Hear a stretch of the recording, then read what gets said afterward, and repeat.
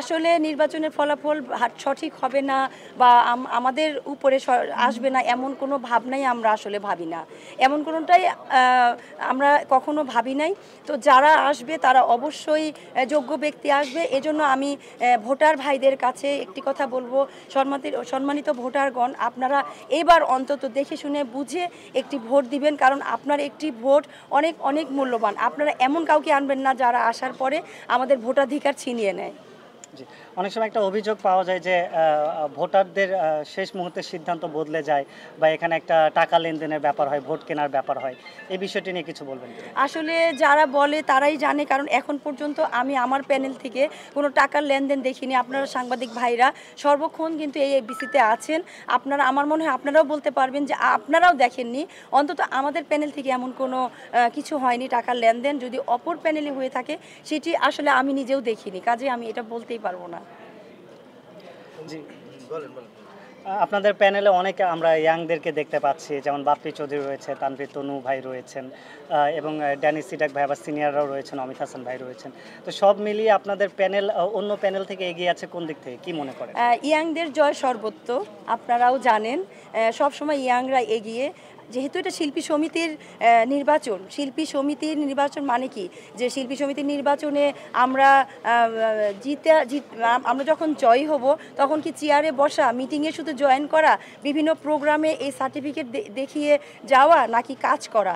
শিল্পীদের কল্যাণে কাজ করতে গেলে কি দরকার? সর্বপ্রথম শক্তি দরকার, সাহস দরকার।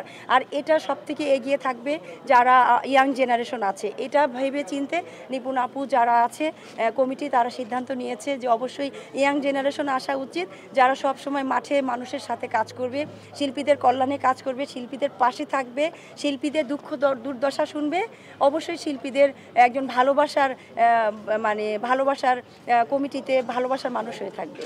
জি, আপনাদের প্যানেলের একজন বলেছিলেন যে নির্বাচিত হলে শিল্পীদেরকে গার্মেন্টসে চাকরির ব্যবস্থা করে দেবেন, এবং এই কথাটির পরিপ্রেক্ষিতে কিন্তু অনেক সমালোচনা হয়েছে, এটা একটু পরিষ্কার করবেন? আসলে সেখানে আমি উপস্থিত ছিলাম, আমার কাছে তার যথাযথ প্রুফটা আছে। সেই হেলেনা জাহাঙ্গীর আপু এইভাবে কথাটা বলেনি, বলেছে আমি শিল্পীদের কল্যাণে আমি আসছি, যদি কারো মনে হয় যে তার দরকার, চাকরি দরকার, তখন আমি তাকে দিতে পারবো। এটার মানে কিন্তু এই না যে যারা শুধু অভিনয় করবে তারা শুধুই অভিনয় করবে। তাহলে অনন্ত জলিল ভাই আজকে একটা গার্মেন্টসের মালিক, তাহলে তার তো উচিত গার্মেন্টসের সব বিজনেস বাদ দিয়ে সে তো শুধু শিল্পী সমিতির মধ্যে থাকা।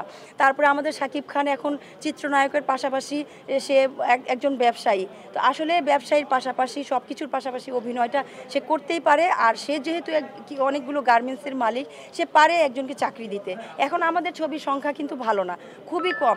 এখন অনেকেই কিন্তু আছে অভিনেতারা যারা এফডিসিতে আসে ঘুরে, কিন্তু তারা কাজ পায় না। তাদেরকে তো তাদের সংসার চালাতে হবে, তাদের পেট চালাতে হবে। যদি তারা মনে করে যে তার যোগ্যতা অনুযায়ী গার্মেন্টসে কাজ নিবে, তাহলে হেলেনা জাহাঙ্গীর আপা যেহেতু আমাদের সাথে আছেন, তিনি অবশ্যই তাকে তার যোগ্যতা অনুযায়ী কাজ দিবে। এটা আমার কাছে, যদি ড্যানি সিডাক ভাই এমন কোনো কথা বলে থাকে, তাহলে অবশ্যই তার কাছে আশা করব সে জয়ী হওয়ার পর তার কথাগুলো যেন রাখেন। জি, অমিত হাসান ভাই বলছিলেন যে উনি যারা একটু অসহায় রয়েছেন বা যারা একটু অর্থনৈতিকভাবে সমস্যায় রয়েছেন, নির্বাচিত হলে তাদের জন্য প্রধানমন্ত্রীর কাছে আবেদন করে প্রয়োজনে একটা ফ্ল্যাটের ব্যবস্থা করে দেবেন। একই সাথে আবার মামনুন ইমন ভাই বলছিলেন যে আসলে শিল্পী সমিতিতে নির্বাচিত হলে অনেক বেশি কিছু করার জায়গা নেই। তাহলে আসলে কোনটাকে আমরা রিয়েলিস্টিক বা রিয়েলিটি হিসেবে ধরে নেব? আসলে প্রধানমন্ত্রী বরাবর কিন্তু একটা দরখাস্ত বা এটা নিয়ে দৌড়াদৌড়ি করা, এটা কিন্তু করাই যায়। তো আমার মনে হয় যে অবশ্যই এমন কোনো জায়গা আছে যেখানে অমিত হাসান ভাই কাজগুলো করতে পারবে। তবে আমরা আগেও শুনেছিলাম ফ্ল্যাটের ব্যাপারে, ছোট ছোট ফ্ল্যাট দেওয়ার ব্যাপারে। আমার মনে হয় এটা এবার অবশ্যই পাস হবে। আর ইমন ভাই যেটা বলেছে, ইমন ভাই কি বলেছে? ইমন ভাই বলেছে যে আসলে খুব বেশি করার জায়গা নেই। হ্যাঁ, ইমন ভাই যেটা বলেছে এটাও রাইট, যে আসলে এফডিসিতে কিন্তু অনেক কিছু করতে পারি না আমরা। যেহেতু এটা একটা সরকারি প্রতিষ্ঠান, আমি চাইলে একটি গাছে হাত দিতে পারি না, আমি চাইলে একটা নারিকেল গাছ থেকে নারিকেল পেড়ে আমরা কেটে কেটে খেতে পারি না, কারণ এটা সরকারি প্রতিষ্ঠান। এখানে আমরা চাইলে অনেক কিছু করতে পারি না। এটা সরকাররা যেটা ভালো মনে করবে অবশ্যই তারাই সেটা করবে। আর এখানে শুধুই কাজ করার জায়গা হচ্ছে শিল্পীদেরকে নিয়ে কাজ করার জায়গা এখানে অনেক। একটি শিল্পী যখন শিল্পী সমিতিতে আসে, সে কিন্তু ভাতের অভাবে আসে না, সে কিন্তু কাজের অভাবে এসে আমাদের কাছে বলে না যে মা 2টা টাকা দাও, সে কিন্তু কাজ করতে আসে।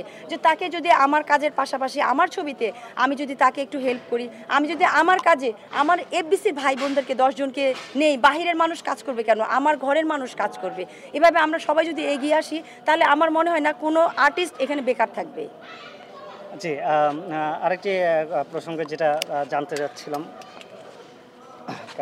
আপনারা যদি জয়ী হন সেক্ষেত্রে পরাজিত প্যানেলকে একসাথে করে কাজ করার চিন্তা ভাবনা রয়েছে কি? এইবারও যখন আমাদের প্যানেল জয়ী হয়েছিল, কাঞ্চন নিপুণ প্যানেল, তখনও কিন্তু সর্বোচ্চ ট্রাই করা হয়েছিল যে সবাই মিলে একসাথে কাজ করার জন্য, কিন্তু তারা কিন্তু অনেকেই আসেননি। অঞ্জনা আপা চলে এসেছেন, আমরা অরুণা আপুকে কয়েকদিন দেখেছি, জয়কে দেখেছি, সবাইকে কিন্তু দেখিনি। আমরা চেয়েছি সবাই মিলেমিশে কাজ করতে। তো এবার আশা করব যারাই আসবেন তারা মিলেমিশে কাজ করবেন, ভেদাভেদ করবেন না, ভাগাভাগি করবেন না, মিলেমিশে কাজ করব আমরা সবাই মিলে একসাথে। তাহলে সামনে অবশ্যই আরও ভালোভাবে আরও সুন্দরভাবে আমরা অনেক কিছু উপহার দিতে পারবো আমাদের শিল্পী সমাজে।